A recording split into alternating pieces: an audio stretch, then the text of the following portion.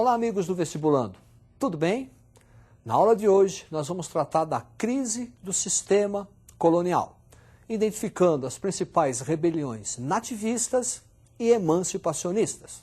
Preste atenção neste quadro.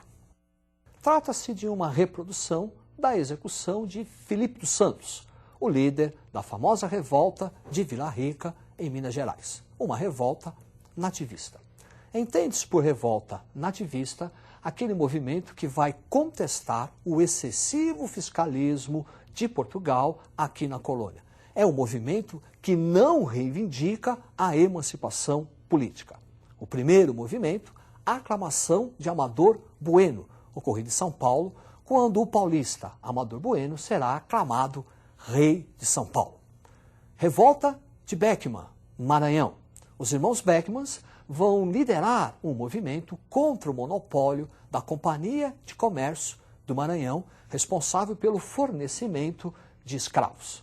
Escravos, muitos deles doentes, escravos velhos, fazendo com que os grandes proprietários do Maranhão tivessem que recorrer à escravidão indígena, entrando assim em conflito com a Companhia de Jesus. Portanto, a revolta de Beckman é uma revolta dos comerciantes contra a Companhia de Comércio do Maranhão e contra a Companhia de Jesus. Um terceiro movimento, ocorrido em Minas Gerais, Guerra dos Emboabas, em virtude das zonas de mineração. Os bandeirantes paulistas encontravam o ouro, mas quem se beneficiava, quem explorava este ouro, eram os emboabas, os forasteiros. Guerra dos Mascates, movimento nativista que ocorreu em Pernambuco, envolvendo os grandes comerciantes de Recife, os portugueses, com os grandes proprietários de terra e de açúcar de Olinda. É um movimento de caráter social. Olinda contra Recife. E o último movimento, ocorrido na região das Minas Gerais, a revolta de Filipe dos Santos contra a criação das casas de fundição. Para reforçar o que foi visto até agora, preste atenção no quadro. Revolta de Amador Bueno, São Paulo. Revolta de Beckman, Maranhão, contra a Companhia de Jesus e a Companhia de Comércio do Maranhão. Guerra dos Emboabas, região das Minas. Guerra dos Mascates, Mascates de Recife, contra os proprietários de Olinda. E a revolta de Filipe dos Santos, em Minas Gerais. Perceba, vestibulando, que nenhum destes movimentos vai questionar o pacto colonial, vai reivindicar a emancipação política. Agora, nós vamos tratar dos chamados movimentos emancipacionistas, que, como o próprio nome diz, vai questionar a dominação política de Portugal sobre a área colonial. Preste atenção neste quadro. Identificou? Trata-se da figura de Tiradentes. Joaquim José da Silva Xavier, um dos participantes do primeiro movimento emancipacionista da história do Brasil, a Inconfidência Mineira. Movimento de caráter separatista, de elite, os seus principais líderes eram poetas da escola arcadista, era também composto por bispos e grandes proprietários de terra.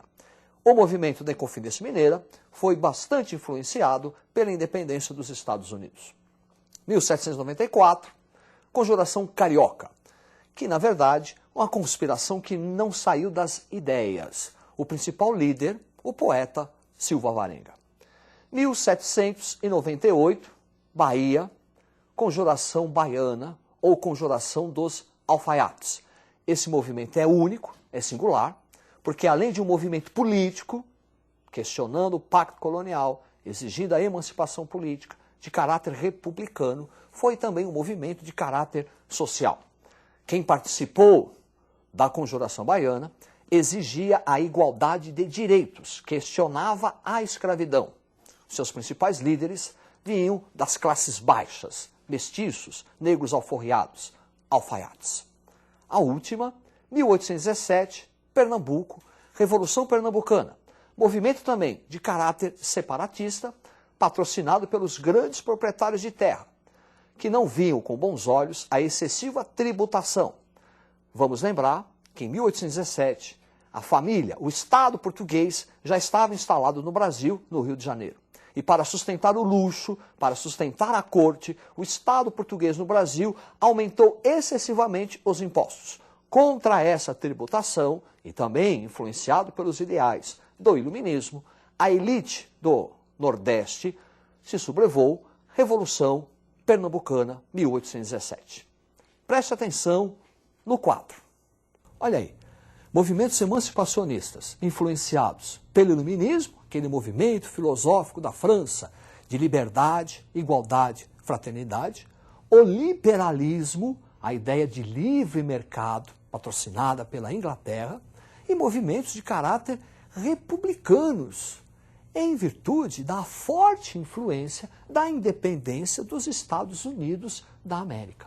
Agora, parece paradoxo, mas se os movimentos emancipacionistas são republicanos, por que que o Brasil, após a sua independência, optou pela monarquia? É que o Brasil, diferente de outras áreas coloniais, foi a única área que vai receber a família real. D. João VI foge de Portugal em virtude da invasão do exército francês sobre Portugal. É a famosa transferência da família real para o Brasil. Não só a família real, entenda, vestibulando, é a transferência do Estado português para o Brasil. As instituições portuguesas vieram para o Brasil. Vieram para cá juízes, vieram para cá nobres, vieram para cá o exército português. A instalação, a permanência dessa família real, de 1808 até 1820, é quem vai justificar a opção pelo Brasil, após a sua independência, pelo movimento ou pela instituição da monarquia. Durante a estada de D. João VI aqui no Brasil, ele vai realizar coisas importantes, abrindo caminho para a nossa independência. Vamos identificá-la observando o quadro. A abertura dos portos, em 1808, que representa o fim do pacto colonial. Segundo o grande historiador Caio Prado Júnior, a nossa independência, de fato, ocorreu com a abertura dos portos, liberdade econômica. Depois, a assinatura dos tratados de 1810, envolvendo Portugal e a Inglaterra sobre o comércio da área colonial. A partir de 1810, o Brasil passa a ser dependente economicamente da Inglaterra. 1815, elevação do Brasil à categoria de Reino Unido e a famosa Missão Francesa. A partir de 1815, juridicamente, o Brasil não é mais colônia de Portugal, é elevado a Reino Unido. E sobre a Missão Francesa, vamos destacar aqui o papel de Rugendas e o papel de Debré, que vão muito bem mostrar a fauna e a flora brasileira do período, bem como os costumes do Rio de Janeiro durante a presença da família real aqui no Brasil. Em 1820, em Portugal, vai ocorrer um movimento, um forte movimento social chamado Revolução Liberal do Porto, considerada a causa imediata da independência do Brasil. Liberal, porque lá em Portugal acaba-se esse movimento, contribuiu para o fim do chamado absolutismo monárquico. O poder não está mais nas mãos do rei. O poder, por força da Revolução, foi transferido para as cortes portuguesas, o poder legislativo. Mas essa rebelião também tem um caráter conservador. Quer dizer, a nobreza, a burguesia lusitana, queria tirar o poder do rei para poder recolonizar o Brasil. É por isso que essa revolta, a Revolução do Porto, é considerada a causa imediata da nossa independência. D. João voltou por força da Revolução, mas deixou aqui no Brasil o seu filho, o príncipe regente Pedro I, que em 7 de setembro de 1822, às margens do Ipiranga, proclamou a independência. Preste atenção nesse quadro. Esse quadro retrata a visão histórica tradicional do que pode ter ocorrido em 7 de setembro de 1822. É um quadro mais clássico, mais sóbrio, muito diferente daquele quadro feito por Pedro Américo, retratando o 7 de setembro de 1822. O de Pedro Américo é mais uma epopeia, é uma exaltação ao nacionalismo, é mais heróico. Agora, vestibulando. A independência do Brasil não vai provocar rupturas na história, não vai provocar mudanças muito grandes. Antes da independência, o Brasil era agrário, monocultor, escravocrata. Após a independência, continuou agrário, monocultor, escravocrata. Antes da independência, o Brasil já tinha um regime monárquico. Após a independência, optou-se pela manutenção desse regime monárquico como forma de garantir os privilégios da classe dominante, especialmente o latifúndio e a escravidão. Antes da independência, o Brasil era dependente economicamente da Inglaterra, por força de uma balança comercial desfavorável, uma importação de produtos manufaturados a alto preço e uma exportação de matéria-prima a baixo preço. Antes da nossa independência, o povo, a classe popular, não participava das decisões políticas.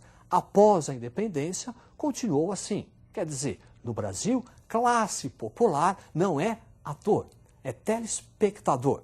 Haja vista que a independência do Brasil foi patrocinado pelos grandes proprietários de terra. Foi liderado pelo suprassumo da elite, o próprio príncipe regente. É isso aí. Estude. Até a próxima. Uma boa sorte.